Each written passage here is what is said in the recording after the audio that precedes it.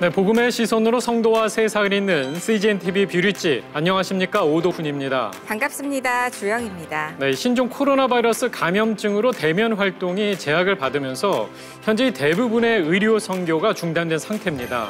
네, 의료 선교사들 사이에선 지금 이 시점에 선교의 본질을 되돌아보고 포스트 코로나를 준비해야 한다는 목소리가 흘러나오고 있는데요. 오늘 뷰리지에선 포스트 코로나 시대 의료 선교 관련해 얘기 나눠보겠습니다. 함께 말씀 나눠주실 한국기독교의료선교협회 조원민 회장님 모셨습니다. 네, 안녕하십니까? 네, 안녕하세요. 한국기독교의료선교협회를 섬기고 있는 조원민입니다. 네. 네, 그리고 함께 얘기 나눠주실 또 한 분 CGN-TV 김현정 기자입니다. 네, 안녕하세요. 안녕하세요. 김현정 기자입니다. 네, 반갑습니다. 자, 오늘 의료 선교 관련해서 좀 이야기를 나눠볼 텐데요. 사실 코로나 때문에 해외를 왔다 갔다 하기도 힘들고 이동도 자유롭지 않은 상태에서 의료 선교 요거 오늘 주제로 다루게 돼서 너무나 반가운 것 같아요. 네, 사실 의료 선교사님들 입장에서는 가장 어려운 때를 보내시고 가장 당황스러운 때를 보내셨다고 할 수 있겠죠. 그래서 저희가 일단 의료 선교사님들의 말씀 한번 들어와 봤습니다. 네. 함께 인터뷰 보시죠. 코로나와 더불어 쿠데타로 기반이 약한 미얀마의 상황은 더욱 악화되어 가고 있습니다. 아파도 병원에 가지 못하는 상황입니다. 병원의 시설과 의료의 환경은 열악한 상황입니다. 고혈압, 당뇨병, 고지혈증 약 이런 것들을 이제 복용하셔야 되는 그런 분들이 한국에 갔다 돌아오실 때 이 몇 개월치 외에는 더 구매를 못 하시고 들어오시게 되고 그리고 여기서 다시 또 구매하는 것도 어렵고. 코로나19 팬데믹은 이렇듯 선교지 곳곳마다 의료 선교의 손길을 더욱 절실하게 했습니다. 하지만 철마다 때마다 도움을 주던 단기 의료 선교의 길은 막혀 의료 선교사들의 마음을 답답하게 했는데요. 그러나 하나님의 마음을 가진 의사들의 간절함과 절실함은 돌파구를 찾아 나서고 있습니다. 답답한 현실 속에서도 이어진 의료 선교의 발자취들은 어떠했는지, 포스트 코로나 시대에 다시 시작해야 할 의료 선교의 새로운 패러다임은 무엇인지 뷰리지에서 그 길을 찾아가 보겠습니다. 네, 이 화면에서 잠깐 봤습니다만은 사실 현재 너무 어려운 것 같아요. 지금 의료 선교사 분들의 이 현황이 좀 궁금한데요. 어느 정도나 되죠? 네, 의료 선교라고 하면 두 가지 분야가 있습니다. 하나는 때를 정해서 각 병원이나 각 교회에서 의료 선교부에서 나갔다 오는 단기 의료 선교가 있고, 네. 또 하나는 저희 CGN-TV에서도 다큐멘터리를 만들긴 했었는데 그 박누가 선교사님처럼 네. 아예 이렇게 현지에 2년 이상의 계획을 가지고 사역하러 의료로 나가시는 장기로 장기 의료 거죠. 선교사님이 계시죠. 네. 네, 그런데 이제 그 수치가 사실은 2년 이상의 장기 계획을 가지고 나가시는 장기 의료 선교사님의 수치는 현재 711명으로 집계가 돼 있습니다. 네네. 그게 작년 기준인데요. 그런데 장기 선교사님들 전체 숫자가 22,000분 정도 되시거든요. 네. 그렇게 보면은 5%도 채 안 되는 숫자라고 할 수 있습니다. 네. 저도 의료 선교하면 단기 선교가 가장 먼저 떠오르는데요. 회장님께서 자세한 현황 말씀해 주시겠습니까? 네, 장기 선교사들 중에서 의료 사역을 한다고 한 분들만 711명입니다. 네. 그렇기 때문에 실제로는 의료 사역 이외에도 제자화 사역을 한다든가 보건 사역을 한다든가 아니면 지역사회 어떤 발전 이런 사역을 한다든가 하는 분들까지 따진다면 실제로 의료 선교사의 숫자는 이거보다 훨씬 더 많을 것으로 저희들이 생각이 됩니다. 네, 말씀해 주셨지만 여기에 단기 선교까지 합하면 그 숫자는 더 많아지겠는데요. 예, 맞습니다. 실제로 단기 선교는 우리나라에서 1977년도에 방글라데시 의료 봉사단이라는 이름으로 처음 나가게 됐습니다. 77년도요? 예, 네. 그때 9분이 비행기를 타고 한 달 동안에 걸쳐서 방글라데시가 사역을 하고 이제 돌아오게 됐는데 그게 사실은 그 언론에 크게 대서 보도된 특별로 보도된 적이 있습니다. 그런 정도로 참 드문 일이었죠. 이것이 1990년에 해외여행 자유화가 이루어지면서 선교단체를 중심으로 이제 단기 선교를 나가게 됐죠. 그때 의료 선교도 같이 참여하게 됐습니다.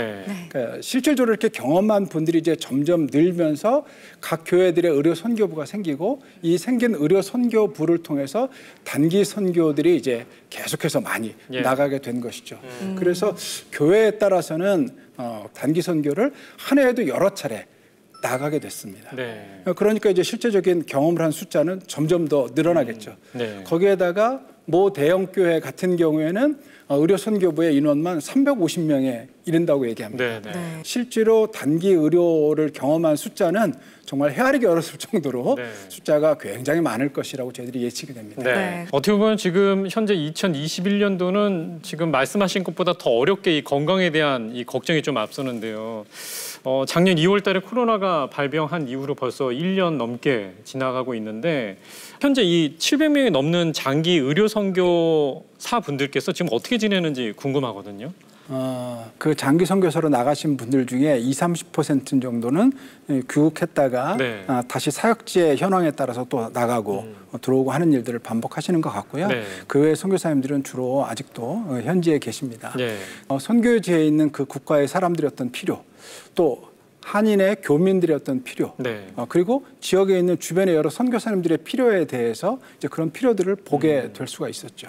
이제 마스크 하나를 우리도 사실 구하기 어려웠던 시대니까 네. 그곳에서 일회용 마스크는 있을 수가 없고 네. 그래서 마스크를 면으로 만들어서 이제 보급하는 일들을 네. 이제 하기 시작했죠. 방송에서 봤던 것 같아요. 네. 예, 네. 이제 그런 사역들을 하고 개인적으로는 이제 조금 선교 병원처럼 규모가 있는 병원들은 이제 거리두기나 아니면 서로 간의 접촉을 금하기 때문에 소규모의 사람들이 함께 공동체를 모아서 지역사회로 나가기도 하고 접촉하기도 하고 그럴 때 개인 방역 혹은 공동체의 방역을 철저하게 하면서 그래서 지역사회에서 할 수 있는 범위 내에서 그런 어떤 선교적인 접촉들 그리고 실제로 지역사회를 돕는 그런 사역들을 계속하고 계셨습니다. 네. 어떻게 보면 현지의 필요에 조금 더 근접하게 다가가는 선교의 모양으로 바뀌었다고도 볼 수 있겠는데요. 예, 맞습니다. 네. 그러니까 실제로 전에는 우리 위주의 선교, 우리가 준비된 선교에 조금 더 포커스가 있었을지도 모른다면 네. 훨씬 더 우리가 할 수 있는 일을 할 수가 없으니까 현지의 사람들의 필요에 대해서 더 민감하게 보고 그것에 대해서 적절하게 반응하는 일들을 네. 구체적으로 이제 할 수 있는 계기가 됐었던 것이죠. 네. 네. 이런 활동의 일환으로 현지 교민들이 안전하게 귀국할 수 있도록 또 협조도 했다고요? 예, 맞습니다. 북아프리카에 있는 한 나라에서 실제로 작년 4월 달에 있었던 일입니다. 한국의 교민들이 한 105명이 현지에서 철수하는 일이 있었는데 그때의 비행기 특별기를 국왕의 도움으로 마련을 하고 이 특별기로 철수하는 과정 가운데에서 외교부와 또 보건의료적인 부분에 있어서는 그 의사 선생님이 역할을 해서 잘 한국으로 철수할 수 있도록 하는 역할을 했습니다. 그런데 이제 그 비행기는 그냥 돌아갈 수밖에 없는 상황인데 그 비행기에다가 이 선교사님과 파송한 단체와 여러 조건들을 다 해서 거기에 방역 물품 그리고 코로나에서 검사할 수 있는 물품들 이런 것들을 거기다 채워서 다시 이제 네. 본국으로 돌아가게 됐던 것이죠. 그런 걸 통해서 민간 외교를 통해서 실제로 이런 관계들을 맺고 그래서 그 일들이 4번에 걸쳐서 특별기가 띄워져서 네. 반복적으로 그런 일들을 했습니다. 예. 정말 바쁘셨죠. 말씀 들어보니까 네. 진짜 역할을 엄청 많이 하셨거든요. 근데 이제 이렇게 본인 건강도 사실은 위기였던 그렇죠. 거잖아요. 네네. 그리고 본인 가족 건강, 뭐 사실 챙겨야 될 게 저희 같은 경우 뭐 저희 가족 챙기기도 바빴던 이런 상황 속에서 너무 많은 것들을 이렇게 챙기시면서 그곳에서 그 복음을 심고 의료를 심고 하시는 그 과정 속에서 사실은 정말 그 전에는 열리지 않았던 그런 땅들도 열리고, 네. 예, 그리고 워낙 그 의료적 필요가 많다 보니까 요청하는 곳도 생기고. 한국에서 어떻게 보면 조금 더 편안하게 생활할 수 있는 분들이 다 내려놓고 가신 거라서 참 귀감이 되는 이야기인 것 같습니다. 네. 단기 선교에 대해서 조금 궁금한 게 있는데요. 이 단기 선교 관련해서 지난 거의 한 2년 가까이 되는 이 기간 동안에 어떻게 또 이루어졌는지 그게 궁금하거든요. 네, 뭐 처음에는 다 당황하셨죠. 당황하셔서 사실은 뭐 첫 해는 거의 다 못 가셨죠. 네, 막 거의 다 그냥 못 가시고 이게 뭐 곧 끝나겠지. 뭐 이런 사실은 이런 희망도 있었고 해서 못 가셨는데 이제 이게 길어지다 보니까 그리고 또 선교지의 필요성은 너무 커지다 보니까 3가지 정도의 어떤 방법으로 의료 선교를 진행을 하셨어요. 단기로. 근데 이제 일단 한동대 같은 경우에는 의대가 없잖아요. 그런데 한동대를 졸업하고선 의사가 되고 싶어서 이제 의전원을 가셨다가 이제 의사가 된 모임이 있어요.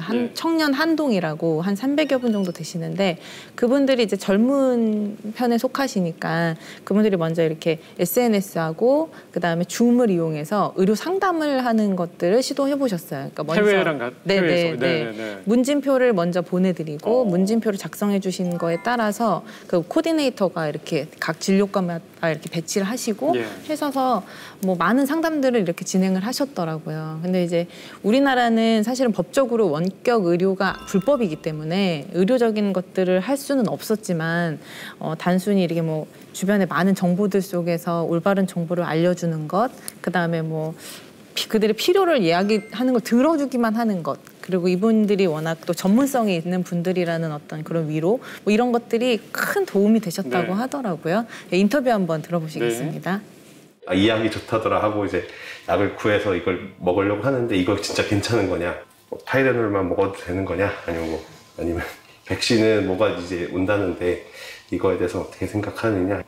같은 고민을 가지고 얘기를 나누고 그리고 직접 의료진이 이제 함께 대화를 하면서 그런 시간을 보내는 게 굉장히 마음적으로 이제 위안이 되셨던 것 같아요. 네, 그러니까 이분들은 사실은 저런 질문들, 뭐 타이레놀만 먹어도 되나요? 뭐 이런 거나 뭐 백신은 뭐는 안전한가요? 이런 질문들은 사실은 한국에서도 많이 하는 질문들이죠. 근데 한국에서는 뭐 워낙 의사 선생님들 만나기 쉽고 그리고 또 서로 간에 이야기하는 것들이 많지만 당시 선교지는 사실 락다운 상태잖아요. 그렇기 때문에 고립되셔서 누구와 이야기하거나 만날 수 없는 상황에서 이런 원격이 굉장히 많은 도움이 되셨던 것 같더라고요. 네. 정말 의대가 없는 한동대 학생들을 통해서 전문대를 만들어서 좀 어떻게 보면 하나님의 역사로 활용됐다는 그런 생각도 들고 이분들 통해서 굉장히 많은 위로가 됐을 것 같은데요. 또 다른 사역들은 어떤 것들이 있나요? 네, 이게 7천 의료 선교 네트워크라는 게 있어요. 이게 코로나 때문에 생긴 건 아니고요. 그 이전부터 있었던 거거든요. 그래서 이제 엘리야의 남은 7천 병사, 용사에 대한 거기서 모티브를 얻어서 의료 선교 네트워크를 구축하고자 하셔서 시작했던 건데 이게 메신저에서 이렇게 계속 모든 선교사님들이 들어오셔서 각국의 선교사님 들어오셔서 서로 소통하시는 거예요. 저도 여기 들어가 있는데 보면 굉장히 코로나 때도 굉장히 활발하게 활동을 하셨어요. 각 의사 선생님들은 전문 진료과가 있으시잖아요. 그런데 이제 거기 선교지에서 만나는 환자들은 다양하다 보니까 본인의 전문 진료 과목이 아닌 환자들이 오면 그 환자들에 대한 뭐 정보, 사진이나 뭐 이런 거 환부를 찍어 보내시면 또 다른 데서 의견도 주시고 그다음에 또 약이 필요할 때, 약이 없었을 때 뭐 이럴 때 올려주시면 서로 약도 이렇게 주시기도 하시고 뭐 의료 장비도 마찬가지고 또 기도 제목이 있으면 또 기도 제목도 서로 올려주시면서 서로 기도도 하고 격려하는 그런 건데 이게 미리 이런 시대에 앞서서 하나님이 예배하셨나 보다 사실 이런 생각이 들었어요. 그럴 정도로 굉장히 활발하게 활동하셨고 지금은 아직 7,000명은 안 되시죠. 900명에서 1,000명 정도 되시는데 그 숫자도 상당한 숫자죠, 사실은. 나중에 7,000명 넘으면 그것도 못 될 것 같은데요. 왜냐하면 각자 시차가 또 다르시고 막 카톡 올라오고 하면은 또 정신 없으신데 그런데도 이게 이렇게 유지가 되고 있다는 게 상당히 되게 고무적이고 좋아 보이더라고요. 그래서 이 7천 의료 선교 네트워크를 주도하신 선교사님이 계시거든요. 인터뷰 한번 담아와봤습니다. 각 개인은 자기 병원을 대표하는 분도 있고 자기 교회 의료 선교부 또는 자기 선교 단체를 관여하는 사람들이 있으면 자기 뒤에 자기 하나의 커뮤니티가 있어요. 그러니까 그 커뮤니티가 이렇게 모여서 저희가 형성된 거예요. 선교사 환자에 대한 얘기가 들어왔을 때 우리 중에 그 전문과 세부 과목에 대한 전문의가 없으면 여기 분들이 물어서 그래서 대답해줘요. 근데 그것은 뭐냐면 그만큼 사이드에 많은 분들이 7,000운동을 지금 7,000운동 알고 있는 분들이 굉장히 많죠. 네, 실제로 7천 네트워크 운동 자체는 많은 분들이 다양한 소식들을 그곳에 올립니다. 그러다 보니까 그 중에서 이제 의료적인 도움이 필요한 소식들이 곳곳에 올라오게 돼 있고 그런 것이 7천 네트워크에서 여러 일들이 실제로 벌어지면서 좋은 경험들이 많이 쌓였습니다.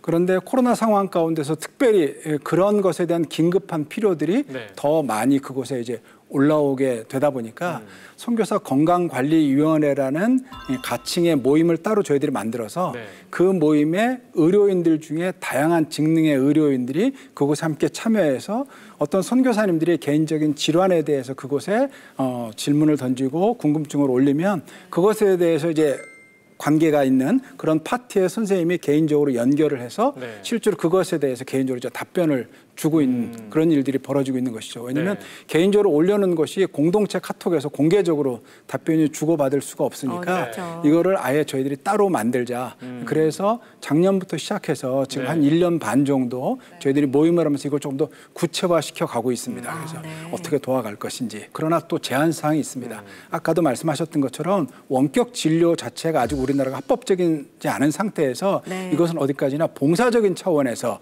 이거를 해야 되는 문제이기 때문에 그런 부분에서 당연히 한계가 있지만 그러나 선교사님들이 어떤 필요에 대해서 구체적으로 답변을 해주고 방향성을 제시해 준다는 측면에 있어서는 선교사님들한테는 사실은 굉장히 구체적인 도움이 많이 되고 있는 것으로 보입니다. 네.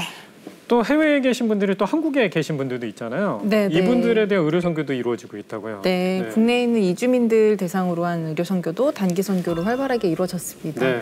네, 그래서 이분들은 사실은 뭐 우리나라에서 보면은 굉장히 의료 소외계층이라고 그렇죠. 할 수 있잖아요. 의료보험 혜택도 못 받고. 네, 특별히 코로나 때문에 의료 자원이 부족한 상황에서는 더 어려움이 많으셨는데 이분들을 대상으로 진료하시고 약 처방까지 이루어지는 이런 단기 의료 사역들을 통해서 많은 분들이 도움을 받으실 수 있었고요. 네. 사실 선교 얘기할 때 그 코로나 때문에 외국을 못 가니까 멀리 보지 말고 가까운 곳을 보라고 되게 많이 얘기하거든요. 그래서 그런지 실제로 이런 활동과 함께 또 이 방향성에 대한 논의가 계속해서 이루어지는 것 같아요. 예. 맞습니다. 처음에는 기다리고 있었죠. 이제 열릴 것이다. 여름 되면 이게 사역을 그래도 할 수 있겠지라고 좀 했는데 나아질 거다 이런 기대가 실제로 있었죠. 이제 그러다 보니까 여름을 다 보내고 난 다음에 안 되겠는데 그래서 이제 10월부터 이제 그런 모임들이 시작되기 시작했습니다. 제일 먼저 치과 의료 선교 대회를 열면서 그곳에서 선교사님들하고 연결하고 네트워크를 하면서 단기 선교에 대한 대안의 어떤 방향들을 모색하는 시간들을 갖게 됐었고요. 부산, 경남, 울산이 함께하는 거를 부울경이라고 얘기하는데 그곳에서 의료 선교 대회 그리고 병원 선교 대회를 함께 열면서 코로나 시대의 의료 선교라는 제목으로 해서 우리가 어떻게 이 선교에 대해서 고민해야 되는지를 함께 나눴습니다. 그리고 한국 기독교 의료 선교협회에서도 가을에 코로나 시대 의료 선교에 대해서 저희들이 함께 고민해보는 시간을 가졌고 올해 5월 달에는 교회 연합으로 교회에 관련된 의료 선교부들이 함께 모여서 포스트 코로나 시대의 의료 선교에 방향과 대안에 대해서 또한 함께 나눠보는 시간을 저희들이 갖게 됐습니다. 그리고 실제로 이곳에서 나눠서 저희들이 함께 논의한 주제는 3가지입니다. 그중에 첫 번째는 돌아봄에 대한 것입니다. 이 코로나 팬데믹이라는 상황 가운데에서 우리의 선교에 대해서 하나님의 말씀하시는 것은 어떤 부분인가? 그리고 우리가 선교 가운데서 지금 가용할 수 있는 어떤 자원들은 어떤 것인가? 우리가 대환적인 어떤 모델들은 또한 어떤 것인가? 이런 것에 대해서 우리들이 스스로 이제 돌아보면서 가장 중요한 예수 그리스도께서 하나님의 선교를 구체적으로 실행하셨던 선교와 우리의 선교의 차이에 대해서는 어떤 것인지 결국 선교의 본질에 대해서 돌아보는 시간을 제일 먼저 갖게 됐죠. 근본을 한번 찾아보는 시간이었겠네요. 그리고 나서는 이 돌아봄 속에서 우리의 선교가 어떤 것인지 조정을 해야 되겠다라는 생각을 해보게 됐습니다. 각각의 선교단체가 가지고 있는 어떤 선교의 방향성이나 내용 혹은 우리 개인적으로 하고 있는 어떤 선교에 대한 이런 내용들을 함께 돌아보면서 하나님의 선교에 우리가 영점 조정을 해야 되겠다라는 생각을 저희들이 갖게 된 것이죠. 마지막으로는 이 시대는 틀림없이 변화되고 있습니다. 그리고 어떤 상황들도 변화되고 있습니다. 그런 변화되는 상황 가운데서 우리들이 창의적인 선교를 해야 될 때 이럴 때 성령께서 우리에게 말씀하시는 창의적인 선교의 사역의 내용 어떤 방향성은 무엇인지에 대해서 우리들이 스스로 분별해야 되겠다. 이런 것에 대한 논의들이 구체적으로 저희들에게 이루어졌었습니다. 네, 이러한 코로나19라는 상황이 과거의 의료 선교를 또 점검해보고 앞으로의 방향성을 모색해보는 기폭제가 됐다는 생각이 듭니다. 하나님이 중심에 있느냐 없느냐가 가장 중요하다는 그런 말씀이신 것 같은데 예를 들자면 어떤 것들이 있을까요? 외과 의사로 아프가니스탄에 가서 선교 사역을 했습니다.